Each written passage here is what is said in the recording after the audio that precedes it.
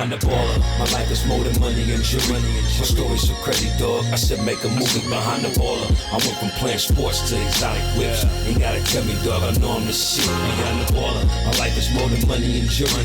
My story's so crazy, dog. I said make a movie behind the baller. I went from music exec to this podcast. Now I finally feel at home at last behind the baller.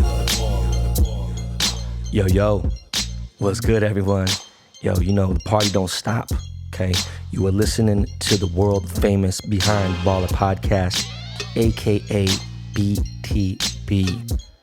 I am your host, Ben Baller, not Ben Humble, aka the Korean Liam Neeson, the Korean John Cusack, the Korean John McCall, Odesu, the Washed Lord. And some of you guys know me as the Forrest Gump of hip hop. Yo, man, it's been a minute since I've thrown all those monikers at you guys. As you know, yesterday was my birthday. I actually had a really good birthday. And that sounds weird, but it's been a couple years. I really don't celebrate my birthday, just with the fam. Last time I went hard was 45. And that was a good birthday party and everything. But I just, I'm just over it. I don't really celebrate it. It's my life is so blessed. That's not a flex. I mean, actually it is, right?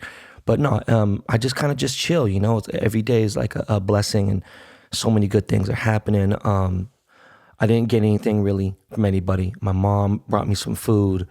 For those of you who are Korean, you know what I'm saying? She brought me tteokbokki and kimbap, obviously. And of course, milk, you know what I'm saying, for your birthday. But I mean, it was like my wife made a cake. We had a little catering just with the family. And, you know what though? Sorry, man. My Ferrari S790 did just touch down. I think I might go pick it up tomorrow, Saturday. I don't know. It's got to wait for customs to release it and for it to get PDI'd. But no, it was a cool birthday. By the way, for those of you who were trying to buy my refrigerator yesterday, my gold mini fridge on Network app, I've never, ever, and I have to say this so many times on every platform, I've never, ever experienced nothing like that before. Usually we do a pre-recorded show, and then there's a host on there and she introduces the show and the video and goes over, you guys can buy it now and whatever. I went on right at 4:59, right before, just a snap before 5 o'clock. And it was live, and I don't know what the fuck happened, but never have I ever crashed the app from comments and the live stream. It's never happened before in the history of the Network app. The shit crashed. It was fucking crazy. The thing sold out in 92 seconds, just under 2 minutes.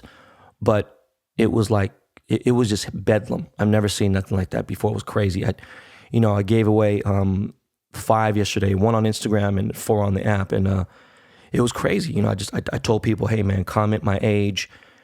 And within 1 second, literally I'm talking 1 second, 1,000 comments per second were coming in. There were 6,000 comments in less than 2 minutes. So it was a very successful drop, and I'm really happy that happened. And we got more to come. There's going to be some dope ass things coming up. But today is a different type of show. One, obviously because I'm recovering from my birthday. And, I want to kind of take it easy. We do have a very special guest next week for all my 12s out there. My boy Jamal Adams, a.k.a. The Prez, is going to be on here for all the Seahawks fans. It's a big deal. All football fans, period. But for today's show, we have something kind of special.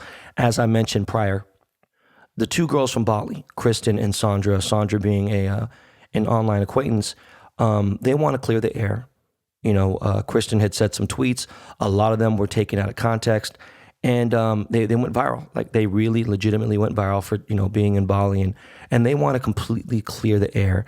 And I just want to get into that now because and I have some things to talk about after the show, but after the interview, sorry.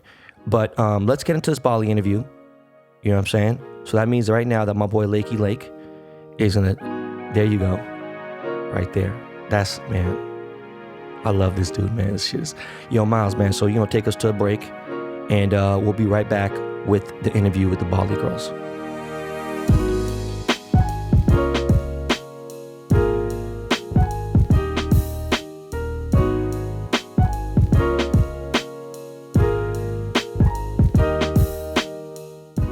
if people want NBA picks, the Dust Brothers are the best. They're the ones who help me with my handicaps. Now they're biting like $500 in a bucks. And you know, they're not trying to fucking go crazy and whatever, but the Dust Brothers are doing NBA picks and they're selling them. $75 for a single game, that's fucking cheap, all right? And $150 for parlay picks, all right? Yes, the Dust Brothers, producers of this show, okay? Their Venmo is at DB Podcasts, plural. And you could follow them at DB Podcast on Instagram. You could DM there, whatever, hit them up. They are fucking crushing that motherfucking shit. Ever since they started, they are killing it. Yo. This is a very special interview for Behind the Ballers, completely, totally out of the realm of types of people that we've interviewed on this show. But we have Saundra and Kristen, as I had mentioned previously on the past few episodes, two girls, beautiful women, one from Houston, Texas, I believe, the other one from somewhere in the Bay Area, I think. She'll clear that up in a second, but we got Saundra and Kristen, the girls from Bali, they've came here to clear the motherfucking air. What up, girls? What's up, Ben? Thank you.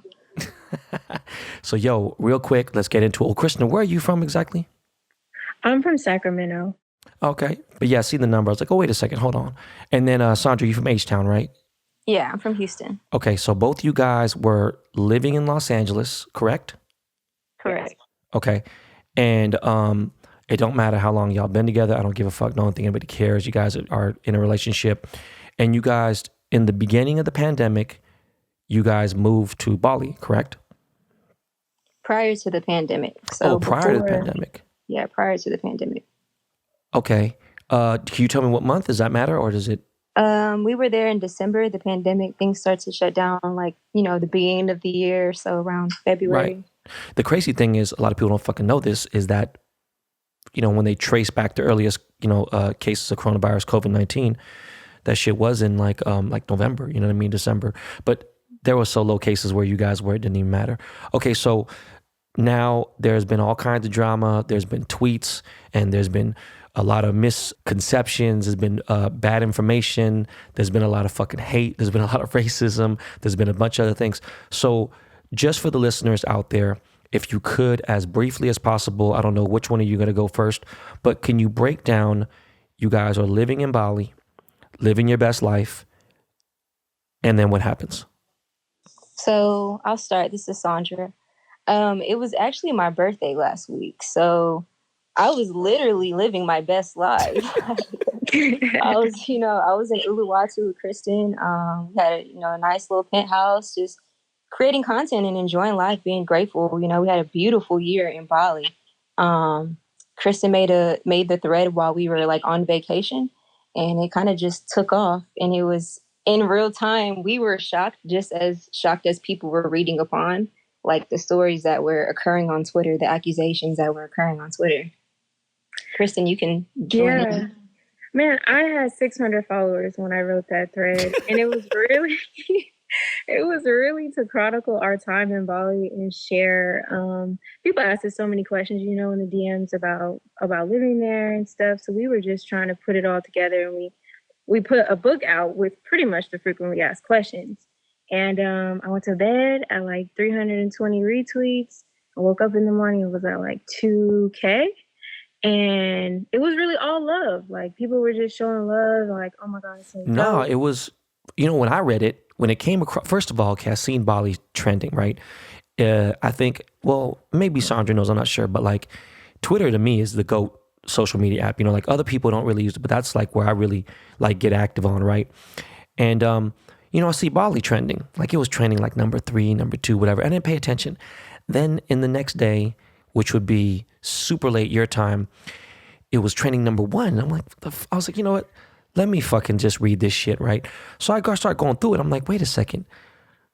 Hold on. Like, there's a black gay girl who's in Bali. She must know my homie. Like, they have to. And then sure enough, I keep going down and seeing the girlfriend. But when I was like, wait a second. This is fucking Saundra's girlfriend. And we put 2 and 2 together. And I'm reading it. And look, I don't know about where the taxes, all that shit came in. But for the most part, I was like, yo, this is this is a flex. This is dope. Like this, everything you guys have said or everything that she had tweeted was lit. And there were all these people obviously interested in it. Then I see, you know, some girl from like, I think she was from HBCU. She was tweeting about it, boom, here and there, boom. I didn't really see any hate, like I said. And then a couple days had gone by. And then I see Bali trending again. And I'm like, wait a second. And it's trending number 1, like off top. And I'm like, wait a second. And then I see some shit about Russell Simmons, who's actually, you know, an acquaintance friend of mine. And I'm like, hold on, nah, this ain't about Russell unless Russell got, like some shit happened. And then I come across this page. I forgot what it was, but it was like a news page for Bali or something, or like a legal some shit. And I see a video, and the video was super bad quality. It was like Android quality. And it was like, y'all two were in a room. And I got concerned. And then what did I do, Saundra? I DM'd you. I was like, yo, are you okay? Are you cool? And then like, I went to Kristen's page. The tweets were deleted. Said the page was suspended for suspicious activity or some bullshit.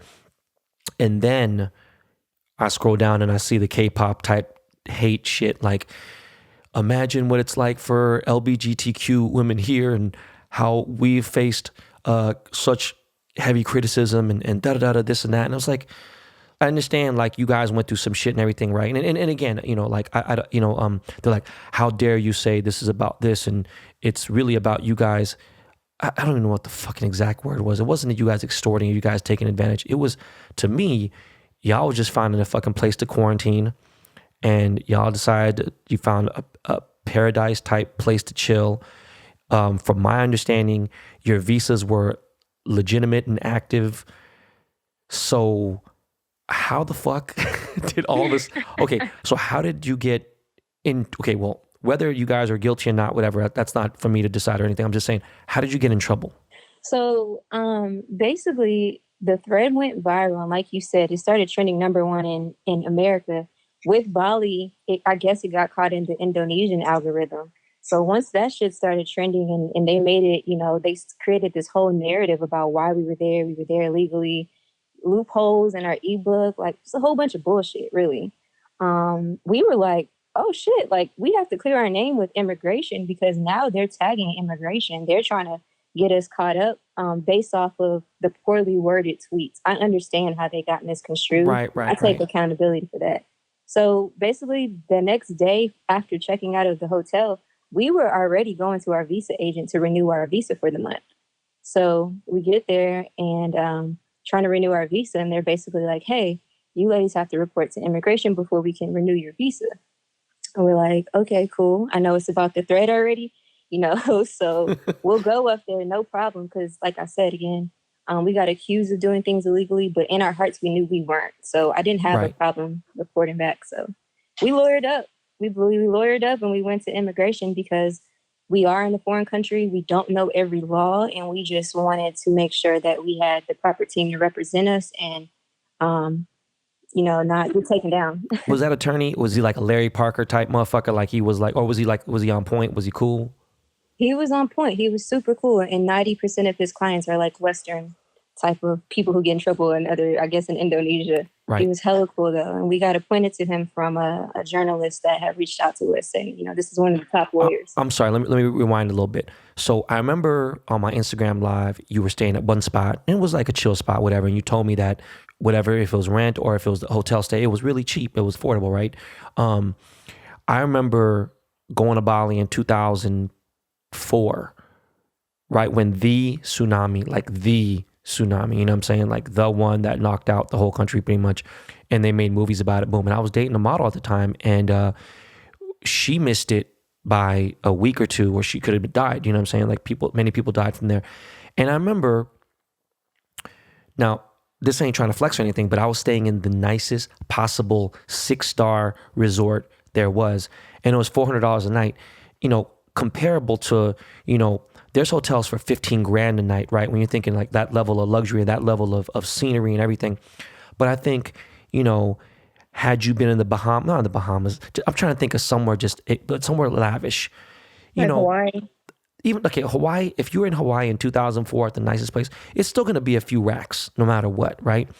So 400 was crazy. So you guys were staying at a spot. And then I remember maybe a month after, because it was quarantine, you jumped on live again and you showed me like a fly spot.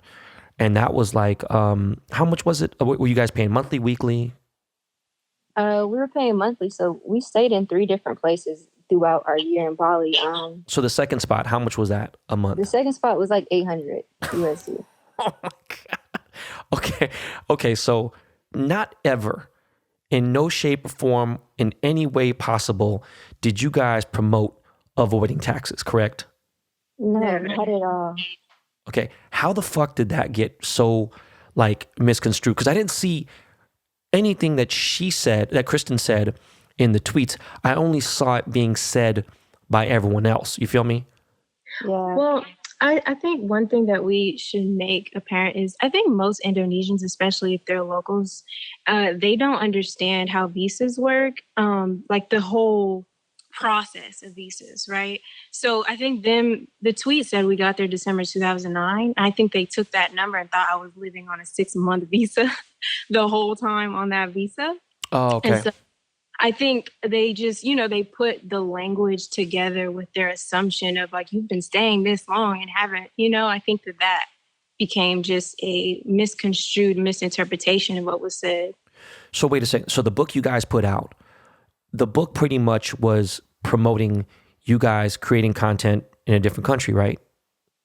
Our book literally was the frequently asked questions that people who follow us ask. So we discuss Balinese etiquettes, temple etiquettes, Bahasa phrases, our favorite restaurants, our favorite adventures. We're literally just plugging resources. When you come to Bali, these are the things we learn and what you can do. That's it. And we break down the different type of visas. Right. So how were you guys making money out there, just from creating content?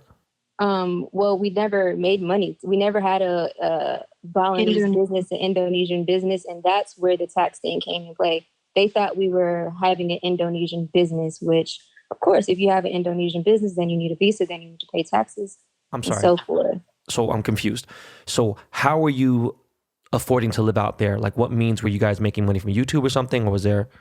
Well, we say in our book, in the intro of our book, it says that we saved $15,000 before we moved. So, and that's just for the Bali move.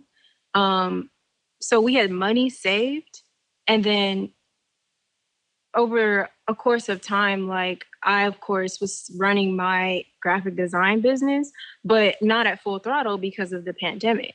So it was just little jobs, but for my American clients in the United States.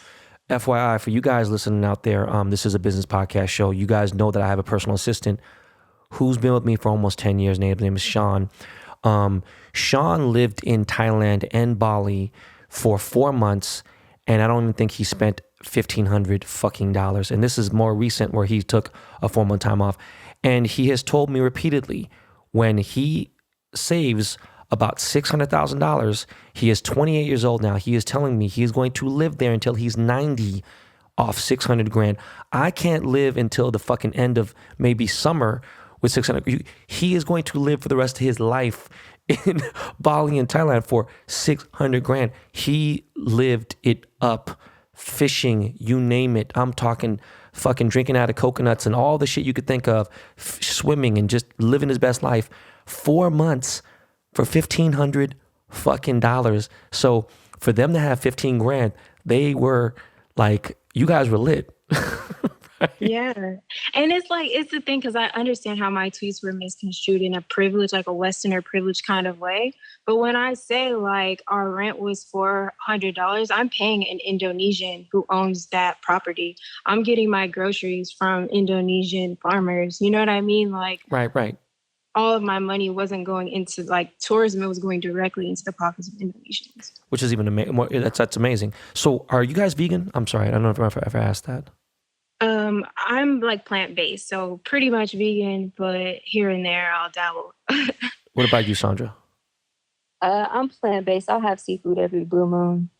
So how was it? I mean, is plant-based easy in Bali, or is it tricky? No, it's pretty easy. They have so many healthy restaurants and options that cater to plant-based diets. Okay, so let's get to the accusations now.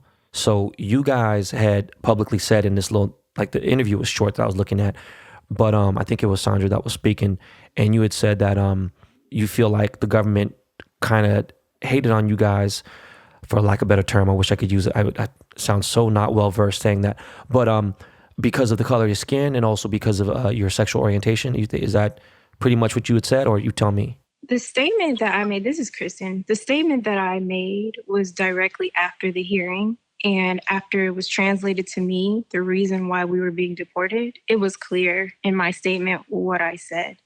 The paperwork officially that I have is saying that our deportation was because I made unsettling statements disturbing the public.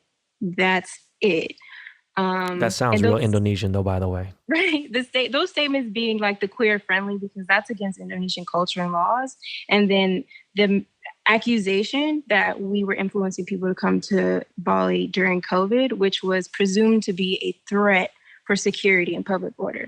While those weren't true, because I made those statements threatening or like scaring the public, that's why we were deported. And look, I really don't know y'all. I'm just here to kind of just, it was something interesting, so I talked about it.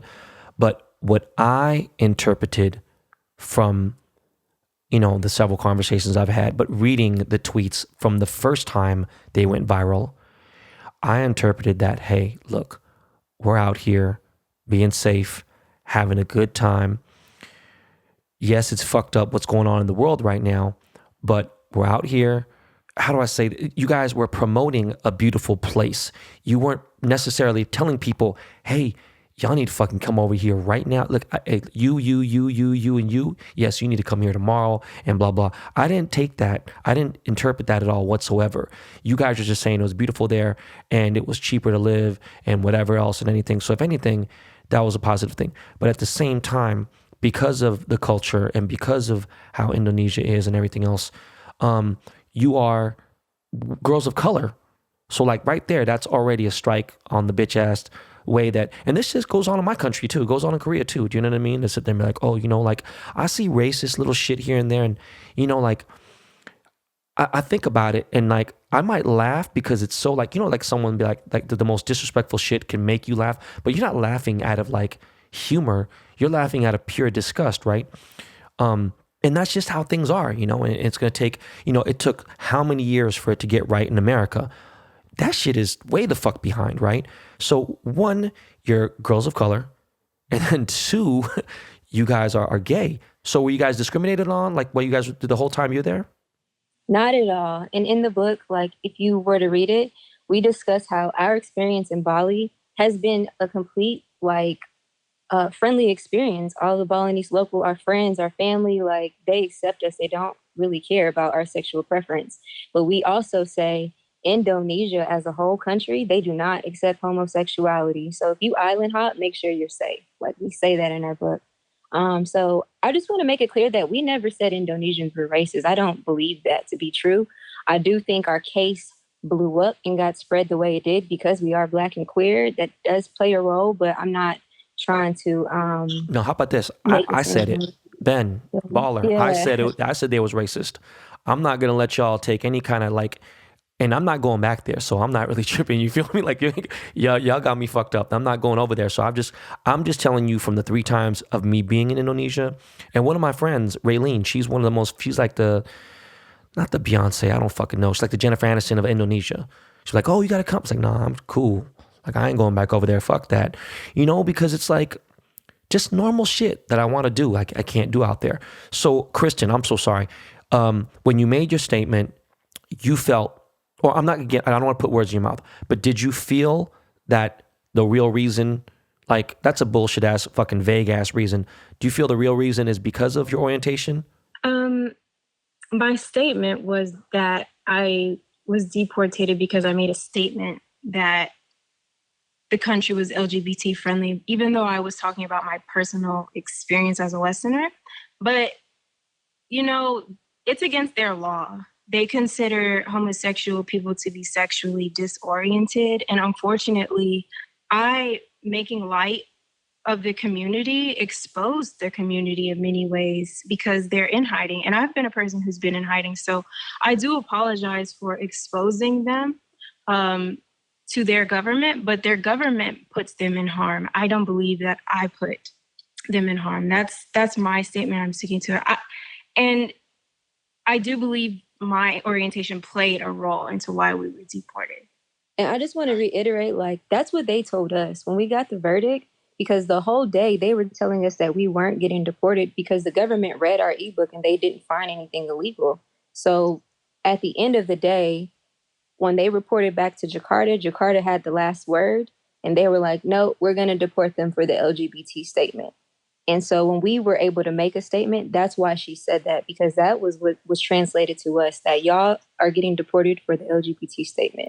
Now, I just realized, and I was completely wrong. I don't think I said it, but for some reason, I thought that you guys said they weren't friendly, and I do remember I remember Kristen saying, no, it was pretty friendly for your experience.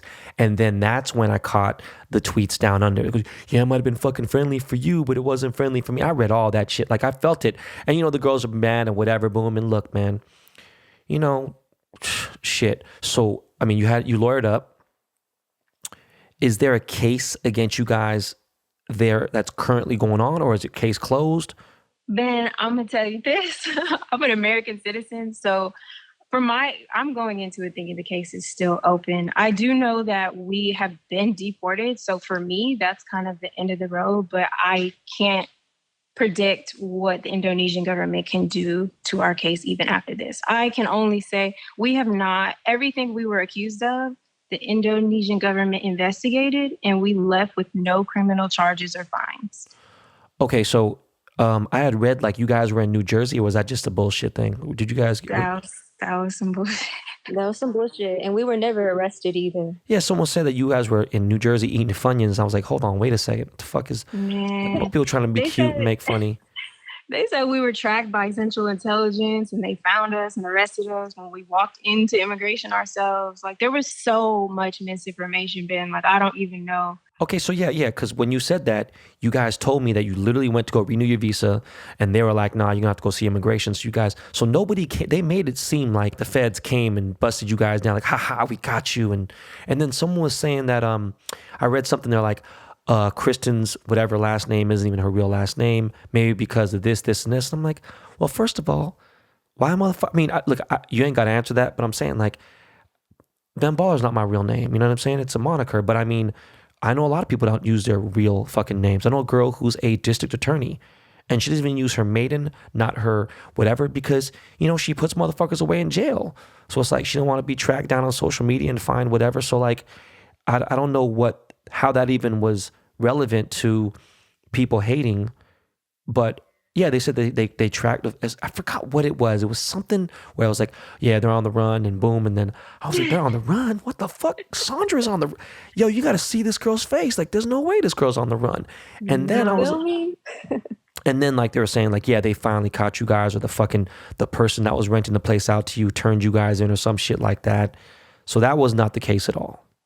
None of that is true. So when you guys got deported, were you guys in Jakarta or were you guys in Bali? We were in Bali.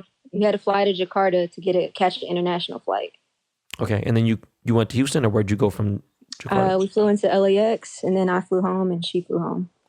Now, were you guys were you worried about COVID at all when you were on the plane? I mean, no, I was worried about my safety. Fuck COVID, just get me home. We were in the twilight zone. Like, we just kept looking at each other. Like, we couldn't even think about COVID. But what did you think? Like, you thought someone was gonna try to like fuck with you, like hurt you, or like what? No, so when we got deported from Bali to Jakarta, we actually had like a immigration officer that rode the plane with us and everything to make sure that we got there safely and got through the customs and all of that, and make sure we caught our flight to Tokyo. But I mean, I will say this: it was super dramatic on the media, but the reality of what we were dealing with, besides us getting in trouble, that's serious. I'm not trying to make light of that, but as far as like what was shown on the media was more dramatic than our real experience. Okay. I will say that. And when the New York Times posted our itinerary, that's where we were like, okay, they know our whole route, so that's not safe for me. I hate that type of shit, man. That's some punk ass shit. Especially because look at, man, you guys are ladies. Like, it's fucking, do you know what I mean? And soft-spoken, like, decent ass women. Like, this is crazy. So what are you guys' plans now? Are you guys ever planning to go back to Bali? Or are you guys like what's in the future now? I just want to say, like, the thing that hurt me the most about getting deported from Bali is literally we got uprooted from so many families that we were helping throughout the pandemic. So before we left, like, our Balinese family and friends came and they were crying. And I was sponsoring, me and Kristen were giving scholarships to Indonesian girls, like college students, 19 and 20, who were the only ones working in their family. So they were about to drop out of school. We paid for their school and they were there.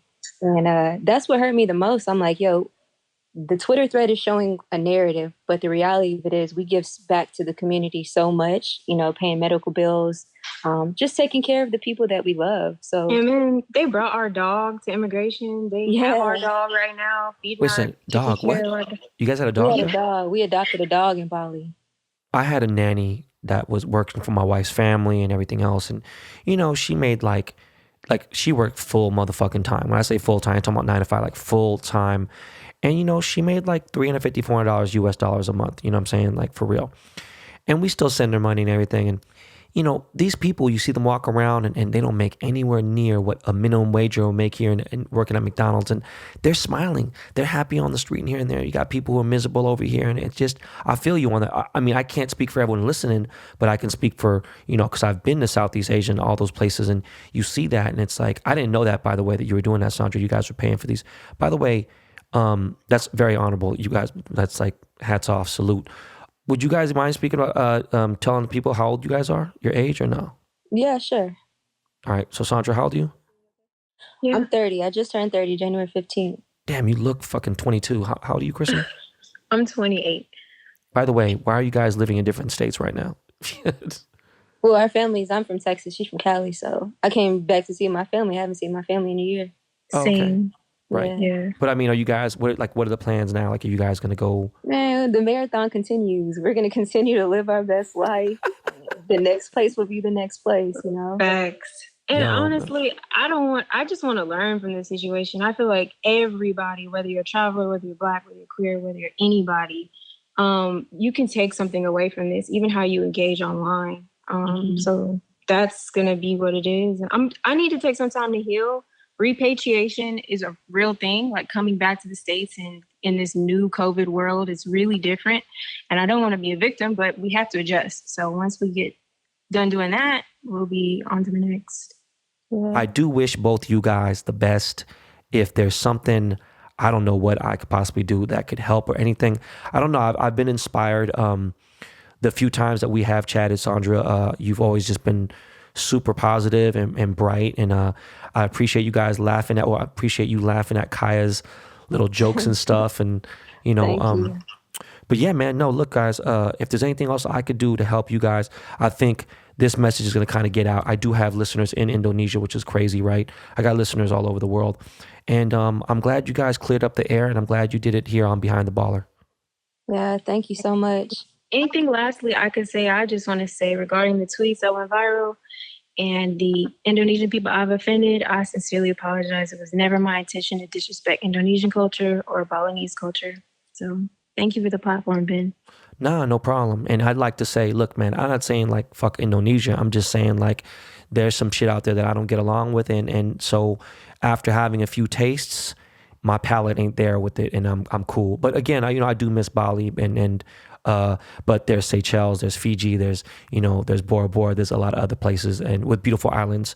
But again, thank you, Saundra and Kristen, and you guys will be right back. Yo, Miles, throw on some Lakey Lake.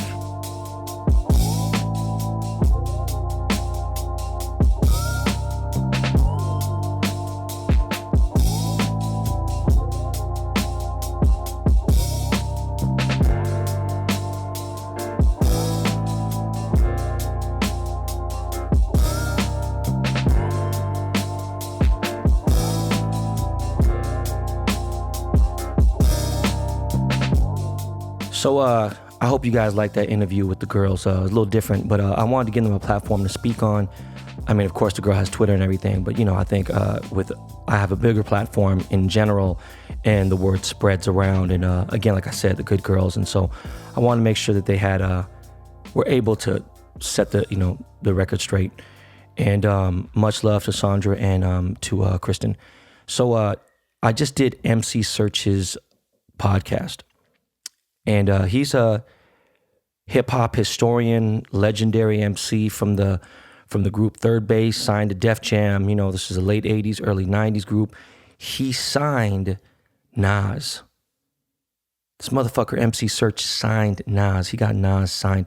Was a big part of MF Doom's career starting out. He was obviously Zed Love X from KMD.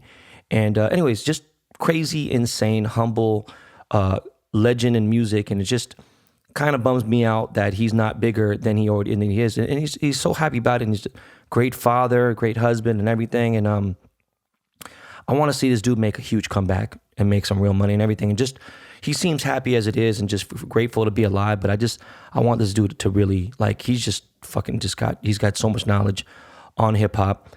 And, Jewish cat from New York too is crazy. And he's in his 50s and he's still, it actually inspired me being on the show and talking to him and having a conversation offline with them. I'm going to have him on the show myself. And by the way, go to MC Serch's YouTube channel. Let me see what the fuck, hold on. Okay. So MC Serch's YouTube channel is, it's m.c.search. He has 865 subscribers. In fact, I just fucking subscribed to his show.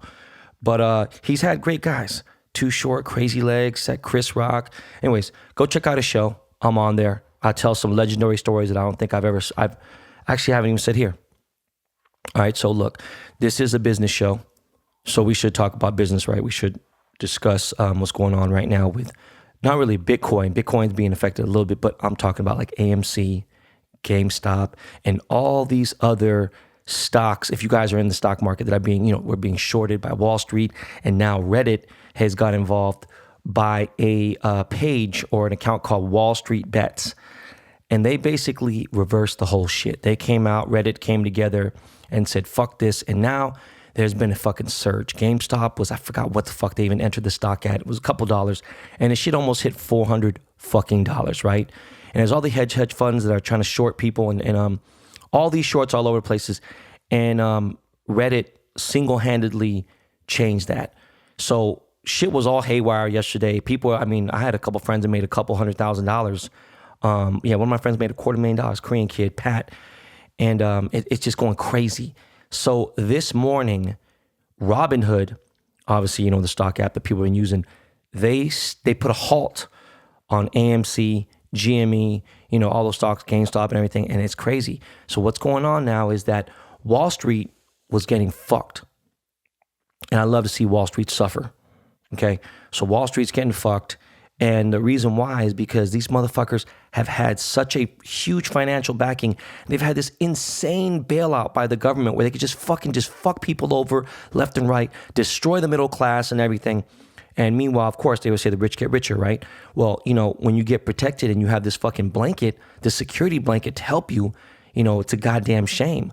So what they're doing right now by halting the GameStop and the fucking the AMC and GME stocks is a goddamn shame. It's fucked up. But that's just amazing that, the people can fight back. And, Bitcoin took a little bit of a dip, but look, Bitcoin is here to stay. It's going to make a shit, pretty much. I started looking at my assets and I started realizing, you know what? I thought I'd never, ever, ever fucking say this, but I got way too much cash. And that's just dangerous because the US dollar is just tanking. And, I got money in gold here and there, but it's like I need to put more money into Bitcoin. No matter how low it is, how high, whatever, it's just the fucking time to do that. So just letting you guys know, for those of you guys who have cash laying around, some of you don't. And if you don't, then I guess the stock market maybe is more of your thing. But for a long-term play, the Bitcoin is definitely something. And of course, I made some good money in the last 8-9 months in Bitcoin, but that doesn't mean get out. Like I'm in no rush. I'm like, this is where, we're here to stay. And this digital banking system that is going on right now, and if you listen to Pomp, on my show 2 episodes ago, he broke it down. And this is not controlled by the government. It's sustainable. It's a sovereign banking system. So what's going on is fucking amazing. Power to the people. And yeah, this shit is fucking crazy. I wish I jumped in, but you know what, man? I'm good, man. It's like, and look, there's enough money for everyone out there. I just feel like for some of the people who are like on the come up, great time to fucking do all these things that are going on. Now, some bad news with the Seahawks.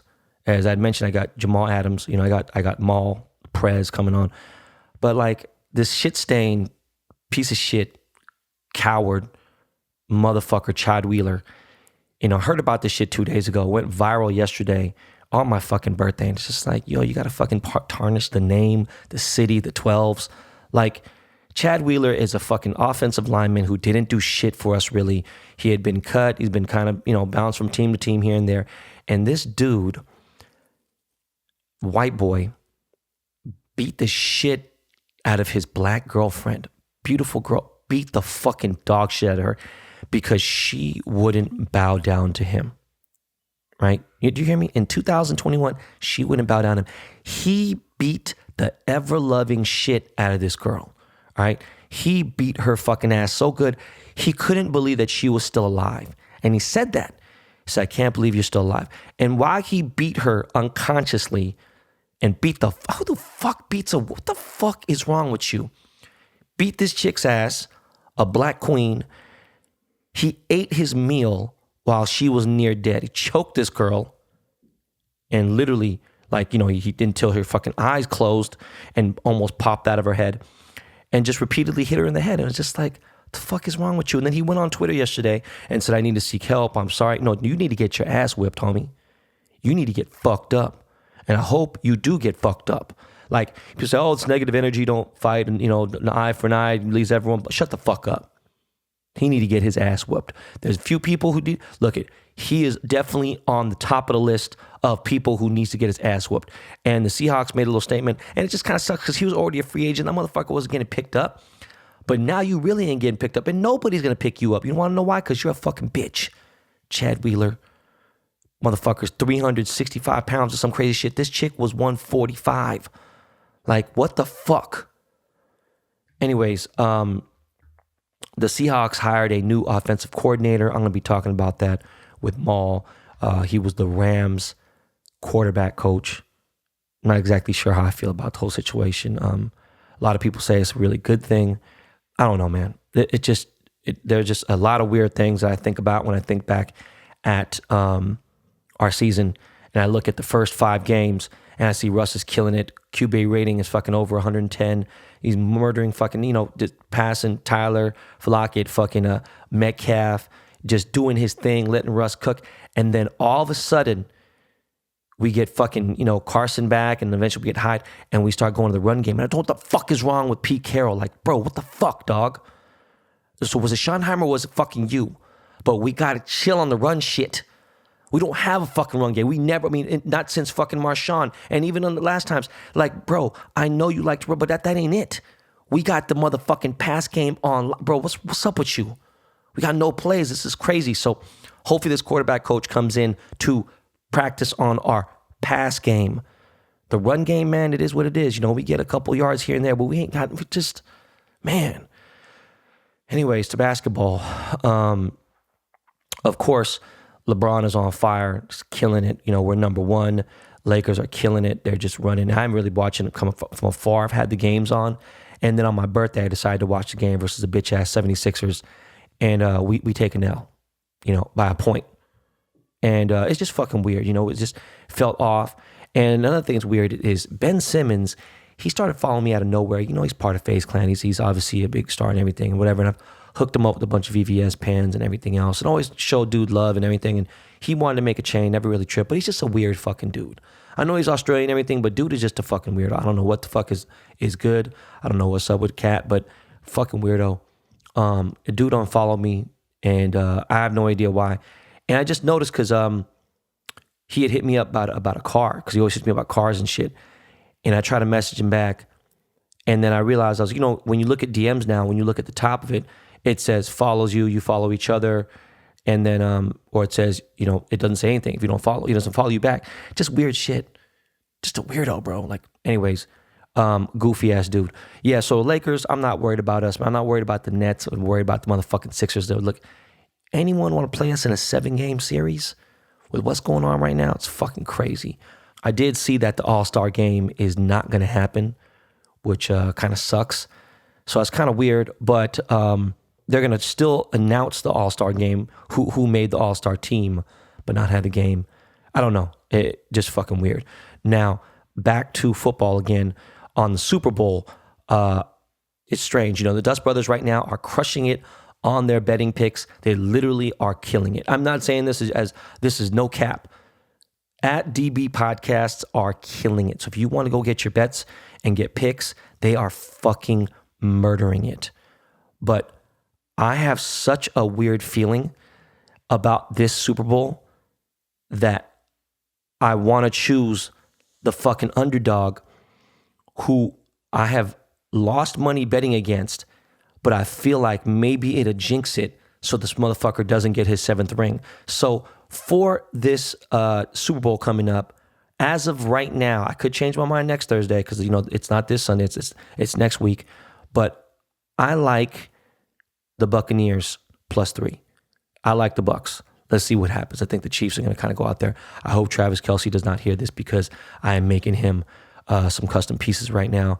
But yo, that is it for this episode of BTB. Kept it kind of short, kind of sweet. I just wanted you guys to just, you know, get a little bit of everything. It is my birthday weekend. I kind of really just want to catch up. We got some things coming up.